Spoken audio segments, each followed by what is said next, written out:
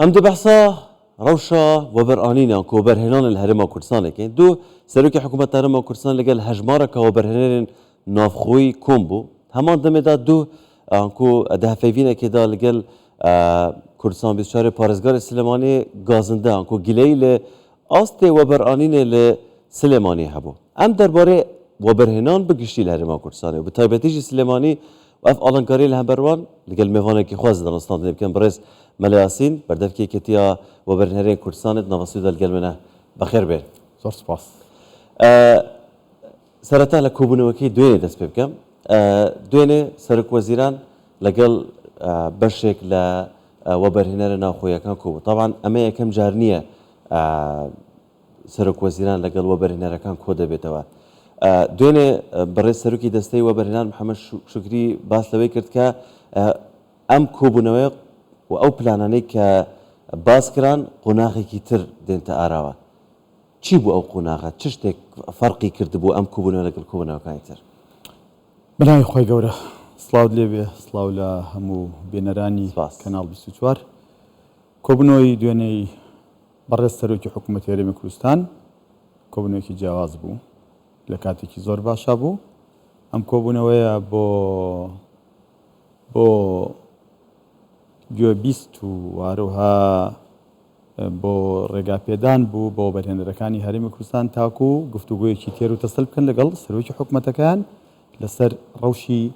ئابووری و وەبەرهێنانی ئێستا هەرێمی کوردستان و هەروەها ئەو ڕێگریانە یاخود ئەو بربەستانەی کە کەوتونەتە بەردەمی گەشەی ئابووری هەرێمی کوردستان لەگەڵ هاتنیەوە هەموو قەیرانانەی کە هەنێ لە قەیرانەکان بەڕاستی نەخوازیارن کە ڕووی کردوتە هەرێم و هەروەها پیلانیش هەیە لەلایەن حکومەتی ناوەندەوە لەلایەک و لەلایەکی شەوانە دراوسەکانیش خۆیان دراوسەکانیشمان ئەوان پلان دانێن بۆی چۆن سوود ببینن لە بازاڕ عێراق بە شێوەیەکی گشتی و هەرێمی کوردستان بۆیە پیلانەکە بۆ ئەوەیە کە وەبەرهێنان هەرێمی کوردستان خاو بێتەوە بەدڵنایەوانێ ئێمە وەک وەبەرهێنەران بەڕاستی لێرەوە من جارە ڕاگەنم بە دڵ سوپاسی جەنابی سەرۆکوەزیرانەکەین کە خۆی تەنها 6 دقیقە قسەی کرد هەموو کاتێکی کە زیاتر لە 2 ساعت بدای بە ئێمە و پێی ڕاگەیاندنوتی بەدڵی خۆتان قسە بکەن بەڵام ئێمە ئیشمان بەوە هەیە کە ڕاو سرنج و تێبینەکانی ئێوە ئێستا لای خۆمان تۆمارکەین چونکم دوای ئێوە یەکسەر کۆبوونەوەی ئەنجومەنی باڵای وەبەرهێنانەکەین ئەمانەی ئەمڕۆ هەنێ بڕیاری گرنگ دەرکەین بۆ وەبەرهێنان و هەروەها جارێکی تر بۆ گەشە سەرنەوەی وەبەرهێنان لە هەرێمی کوردستانە کە هەرێمی کوردستان بەناوبانگە بە هەموو سێکتەرەکانی وەبەرهێنان طبعا هەر وەبەرهێنەرێک لەلای خۆی ڕاوسرنجی خۆی دەربڕێ وەبەرهێنانی کە لەوێ قسەیان کرد ژمارەیان نزیکەی لە 12 وەبەرهێنەری باش بوو لە سەرتاسەری هەرێمی کوردستان بەبێ جیاوازی ئەوەی کە گرنگە دەرهاشتەکان یاخود ئەو ئایەمە لە کۆبوونەوەکەی دوێنێ کە ئەو کاتە زۆرەمان لەگەڵ جەنابیان بەسەر برد وەک باست کرد خۆم یەکەم کۆبوونەوە نەبووە دوایش کۆبوونەوەی ئەنجومەنی باڵای وەبەرهێنان کرا چی هاتە بەرهەم من لێرەوانە لە کەناڵ 24 خۆشەویست ڕاگەێنم مژدادەم بە پێش هەموو کەسێک بە دانیشتوانی هەرێمی کوردستان و پاشان بۆ بەرهێنەرەکان لە دوای کۆبوونەوەکەی ئێمە کۆبوونەوەی ئەنجومەنی باڵای وەبەرهێنان کرا و هەروەها دوای ئەوەش بەڕێز سەرۆکی حکوومەت 2 پۆستی کرد پۆستێکیانی زۆر کورت بوو کە تەنها 3 دیار زیاتر نەبوو پۆستێکیشانی بریتی بوو لە وێنە و دیمەنەکانی کۆبوونەوەکە بەڵام بۆی کە ئێمەی دڵخۆش کرد سوپاس بۆ خوا دوجار ئەوەی کە لە ناخی ئەمە چونکم هەنێ وەبەرهێنەری نیشتمان پەروەری گەورەمان هەیە ئێمە ئەبێ قەدریان بزانین ئەو بەرهێنەرانە سەرەت و سامانی نیشتمانی ئەم وڵاتن ئەو بەرهێنەرانە هەنێکیان گەورە وەبەرهێنەرەکان بە پرۆژەی جوان ئەو پرۆژانەی کە ئەتوانن ژێرخانی ئابووری هەرێمی کوردستان ببوژێنەوە ئەو پرۆژانەی کە ئەتوانن هەرێمەکەمان بکەن بە منافیستێکی سەرسەختی وڵاتانی دراوسێ کە نایڵ ئێمە بازاڕمان هەبێ کە نایڵ ئێمە ژێرخانمان هەبێ بۆ نمونە وەبەرهێنەرێکمان لەوێ ڕایگەیاندوتی من 3 پرۆژە ڕاگەێنم لەگەڵەوەشە ئامادەم لە پرۆژێکیان 170 میلیۆن دلار پارەی خۆم لە پرۆژێک بەڵام بەچی بە مساهمە با نسبەتێکی حکوومەتی تیابێ ئەمە یەک دوو ئەو ڕێگریانەی کە لە بەردەمی وەبەرهێنەرانان چین بەندە نامەیەکی زۆر جوانم بۆ جەنابیان خوێندەوانێ دوایش داوای لێکردموتی وێنەیەک لە نامەکەمان بدەرێ ئەو خاڵانەی کە ئەمڕۆ بەڕاستی ئازاری وەبەرهێنەرانەدا لە دروستکردنی ڕۆتین لە هەنێ ڕێنمایی کە لە هەرێمی کوردستان دەرچووە و هەروەها ئەو بەداخەوانێ سیستەمی بانقی ئێمە کە ئێستەی تر خەریکە دوای ئەوەی کە هەژماری من ینی تۆ من هەژماری من باش هەر کەسە هەژماری خۆی ئەمە ئەبێ بە پرۆژێکی بەرفراوان کردی تایبەتی ژەگرێتەوە ئەمانە ئێمە زۆر دڵخۆش کرد چونکە بانک بۆ هەر بۆ معلوماتە یەکێک لەو شتانی ئێمە بۆ جەنابی سەرۆکوەزیرانمان ڕوون کردوانە بانک تەنها بۆەوە نییە بچی پارەی کاشی لەدانی بانک دەوری زۆر باڵا بینێ لەوەی کە چۆن بتوانانی قەنەعات بە سەرمایه‌دار کە یاخود سەرمایه‌داری دەرەکی بکەی کە بێن پرۆژە ئەنجام بدەن لایەکی تریشوانەیە ئەوەی کە زۆر گرنگە بابەتێکی لە میدیا زۆر باسیەکرێ کۆچی وەبەرهێنەران ئێمە ئەمە لامان تۆزێ قورس بوو چونکە هەنێک لە وەبەرهێنەر باشەکانی ئێمە لە هەولێر و سلێمانی دووهۆک ئێستانە لە بەغدا بای زیاتر لە 18 ملیار دلار پرۆژیان وەرگرتووە لە کاتێکە ئەمانە وەگێکێ لە سەرمایه‌دارەکانی مەوتی ئێمە گەبگەرنەوە بۆ ساڵی 2000 هیچ کام لەم سەرمایه‌دارانەی کە لەو هۆڵای دانیشت بوون من حسابم کرد سەرمایه‌دارەکانی ناو ئەو هۆڵی کە لەگەڵ سەرۆکی حکوومەتدا دانیشت بوون 50 ملیار دلار بوو یعنی وانەی کە بەس دێ بوون بە مەلاسینەوە چەند کەس دێ بوون 50 ملیار دلار سەرۆت و سامانی ئێمە کۆبوونەوەیەکی 50 ملیار دلاری بەڵێ کۆبوونەوەیەکی 50 ملیار دلاری چونکە بێمە لەو ڕوانگەوە سێریکی بکەین بەڵام ئێستا هەرێمی کوردستان خۆی کێشەی 2 ملیار دلاری هەیە کەواتە ئەم سەرۆتە نیشتمانیە سەرۆکی حکوومەت ئەوێ بزانێ ئەساسەن ئێمە چۆن ئیستثمارێکی واقعی بکەین وەک ئیستثمارێکی مرۆڤی لەناو وەبەرهێنەرەکانی هەرێمی کوردستانەکە ئێمە هەنێ لە وەبەرهێنەرەکانمان بەڕاستی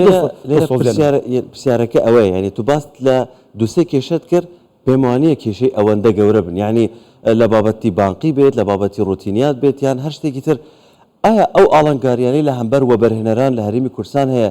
پێویست بەوە دەکات هەموو جارێک ئیلا لەگەڵ سەرۆکی حکوومەت دابنیشن بۆ ئەوەی ئەو کێشانە چارەسەر بێتن وەبەرهێنەر زۆر پێویستی بە دڵنیایی هەیە وەبەرهێنەر کاتێکە سەرۆکی باسکەم بەڵێ بە دڵنیایوانە چونکەم ئەزان چی ئێمە یەک نمونەی زۆر بەسیتی دێمێ کاتێکە وەبەرهێنەرێکی بۆ نمونە تورکیا یە پرۆژەیەکی جوانەکە سەرۆکوەزیرانی وڵاتەکە خۆی لە پێش هەموو کەسێک کۆچێ پێش ئەکەوێت یە ئیفتتاحی پرۆژەکەی کە مەپاری نێودەوڵەتی هەولێر لە بیرمانەکە چۆن بەڕێز ئۆردۆغان هاو خۆی ئیفتتاحی کرد بۆیە ئێمە وەبەرهێنەران کە سەرۆکی حکوومەت دەبینین کە ڕوئیای ئەو ئەبینین کە بۆچوونی ئەوە بینین بەرامبەر بە وەبەرهێنەر کە بۆمان منێکی سەرمایه‌دار ئێستا مەرجنی هەموو پارەکانمەوە بێکە لە پرۆژەکانمایە هەنێ پارەی ترم هەیە ئێستا بیرم دەوکرێتەوە بچم لە شوێنێکی تر سەرمایه‌داری بکەم بەڵام ئەو دڵنیانی کە دوێنێ سەرۆکی حکوومەت هەرێمی کوردستان دایەوە بە وەبەرهێنەران لەلایەک وەلایەکیشەوە بۆمان دەرکەوت سەرۆکی حکوومەت ئێمە زۆر بە ئاگایە لە هەنێ بابەتی گرنگ کە ئێمە چۆن بتوانین ژێرخانێکی ئابووری بەهێز دروستکەین بەڵام ئەو ڕێگرانش کە لە بەردەمی وەبەرهێنەرانان هەنێکی لە دەسەڵاتی سەرۆکی حکوومەتە وەک باسیشی کرد هەنێکشی لە دەسەڵاتی کیایە حکوومەتی ناوەندایە کە بۆم باس کردی بە پیلان نانەوەی هەرێمی کوردستان ببێ بە خاوەنی ئەو پرۆژانەی کە خزمەتی عێراقەکە من یەک نمونەی بەسیتی دێمێ ئێمە ئێستا لەسەر دوێنێ دوای ئەوەی کە کۆبوونەوەکەی ئەنجومەنی باڵای وەبەرهێنان کرا بەڕێسان ئاگادارن لەواچێک کەس ئەمەی باز نەکرد بەڵام ئەمە لە میدیاکانە بڵاو بۆتەوانێ دایان پرۆژەی وەبەرهێنەران دوێنێ بڕیاری تەملیکیان بۆ دەرچوو بڕیار درا ئاسانکاری بکرێت یاسای بەڵێ دوای کۆبوونەوەکە یاسای وەبەرهێنان ڕاستە ئەمڕۆ بە بەرگی هەموو هەرێمی کوردستان ناخوات بۆ چونکە یاساکە 2006 دەرچوو ئێمە هەموارمان نەکرێتەوە بەڵام دوێنێ ئێمە لە ناوڕۆکی یاساکە دوو بەرگەی زۆر جوانمان بۆ جەنابی سەرۆکی حکوومەت شەرح کرد کە سەرۆکی حکوومەت بەپێی ئەو یاسایە دەسەڵاتی هەیە ڕێنمایی دەرکا بۆ ئەو شوێنانەی کە کەم گەشە سەندون ئێمە ABC ئەی شارە گەورەکان کە زۆر گەشەی سندووە بی ئەو شوێنانن کە بە شێوازێکی ناوەند گەشیان سندووە وەک سۆران و گەرمیان سی ئەو شوێنانن وەک هەڵەبجە و بەعزێ شوێنی تر کە گەشیان نەکردووە سەرۆکی حکوومەت دوێنێ بڕیاریدا چەندین ئیمتیاز و هاندانی زیاتر بات بکوێ بەو شوێنانی کە گەشیان نەکردو ئەوەش لەو ڕۆژانە بڕیارەکە دەرەجێ بێجگەلەوەش ئەوەی کە زۆر جێگای دڵخۆشیە من پێ دڵخۆش بووم لیژنەیشی باڵا لە یەکێ لە پێشنیارەکانی یەکێتی وەبەرهێنان کە کردمان داوامان کرد لە سەرۆکی حکوومەت بە پەلە لیژنەیەکی باڵا دروستکە بۆ ئێمە لەمە دووە هەموو کاتێ ئەزێتی سەرۆکی حکوومەتەکەمان نەدەین لە ڕێی ئەو لیژنەوانێ هەر کێشێگێتە بەردەمی پرۆژە استراتیجیەکان پرۆژێکی 100 ملیۆن دلاری چۆنەبێت لە هەولێری پایتەختا بوەستێت لەبەرەوەی لە دایرەیەکە یەک شەخص هەیە بۆ بە نەعوذ بالله لوبی ڕۆتین بۆیە ئەبێ لەمە دووە ئەو لیژنە کە سەرۆکاتەکەی بە بەڕێز قوبات تاڵەبانی جێگری سەرۆکی ئەنجومەنی باڵای وەبەرهێنان سپێرا و هەروەها چەند وەزیرێکی تایبەتمەندی ئەم حکوومەتە شتیا ئەندامن لەمە دووە بەڕاستیە بێ ئەو گرێکوێرانە ئەم لیژنەیە بیکاتەوە وەبەرهێنەرەکانیمانە کۆچ نەکەن حتا لەسەر مۆزوعی کۆچ حەزەکەم بزانن جەنابی سەرۆکی ئەنجومەنی وەزیران لەگەڵ ئەوایە وەبەرهێنەران بڕۆن لە شارەکانی تر عێراق وەبەرهێنان کەن بڕۆن لە وڵاتەکانی تر بیکەن بەڵام ئەو شەرتی خۆی دانا مەرجی خۆی دانا وتێمە ئەم وەبەرهێنەرانی کە هەمانزانە سەر لە کوردستانە بوون بە خاوەنی 10 ملیۆن دلار ڕێگان پێدەن بچن سەرمایه‌داری بکەن بەڵام سەرمایەکەی کوردستان نەبن لە شارێکی تری عێراق جان شوێنێکی تر سەرمایەکەن دوای لەوێ گەشەی پێ بکەن نە فەرموو چەند ملیۆن دلارێکی سەرمایەکەی خۆ بەرە لە بەغا سەرمایه‌داری پێ بکە بەڵام لەو لاوە تۆ دوو ئەوەندە بێنەرۆ لە کورد ئەمانە ئەمە متابعە کرێت لای حکوومەتەوە ئەمەش لە هەنێ وڵات بە یاسا ڕێکخراوە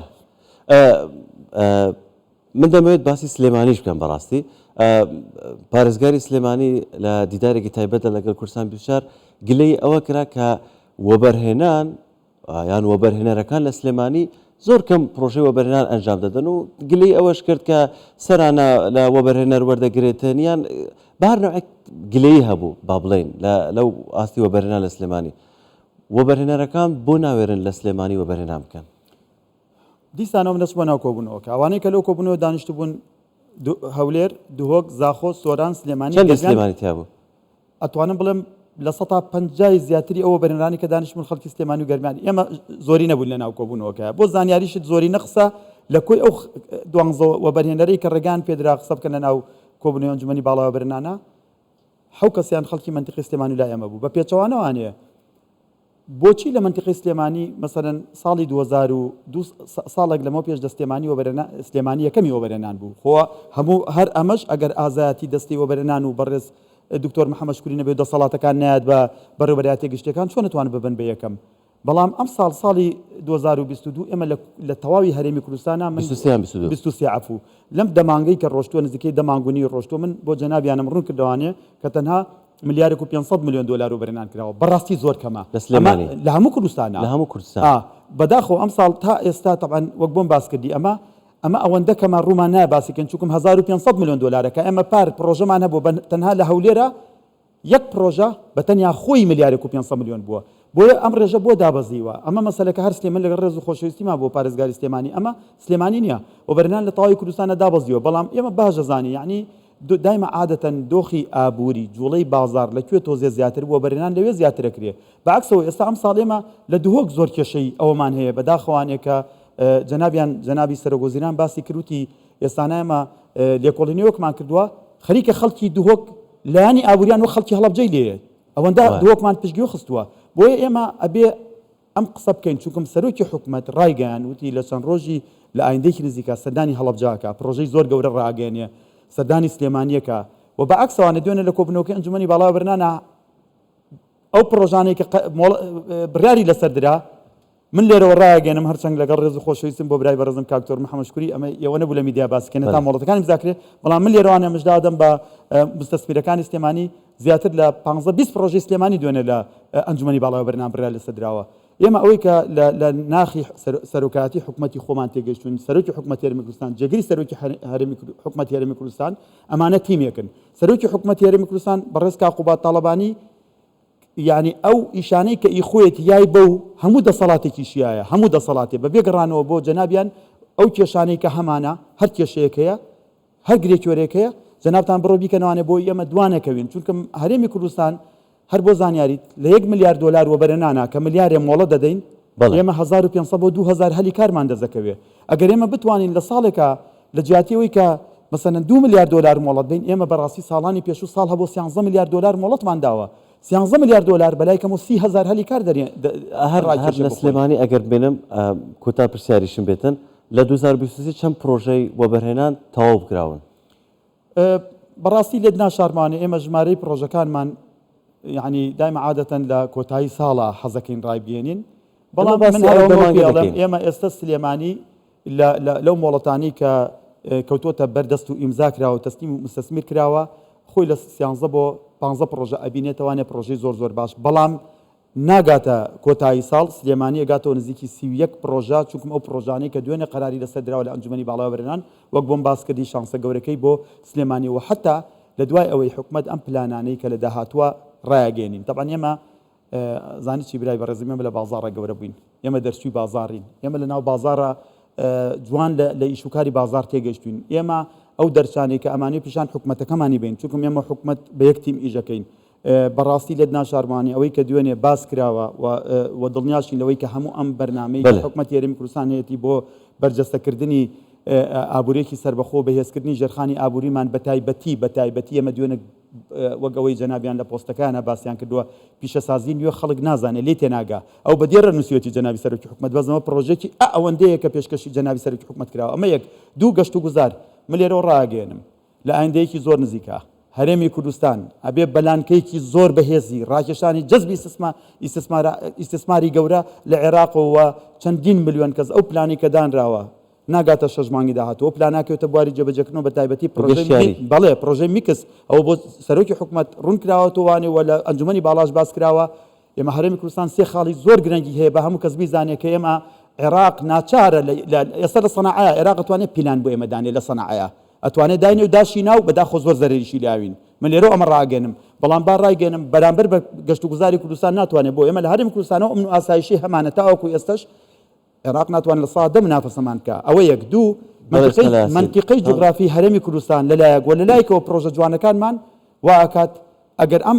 یاسای تا ئەم ڕێنمایە تازانەی میکسیش بێتە پێشەوە ئێمە ساڵانە 10 ملیۆن گەشتیاری عێراقیێنینە هەرێمی کوردستانەوە وەجگەلەوە ئەگەر گەشتیارێکی عێراقی تەنها تۆ بیر لەوە بکەرەوانێ 200 دلار لە هەرێمی کوردستان خرجکە بزانە زۆر باشە ئێمە لە کاتێکی دیکەدا ئیشەڵە زۆر بەوردی لەسەر بابەتی وەبەرهێنان لە کەرتی گەشتیاریدا بڵێن ڕادەوەستین زۆر سپاس بەرزمەلا یاسین گوتەبێژی یەکێتی وەبەرهێنەرانی کوردستان سپاس کە لەگەڵمان بوویت.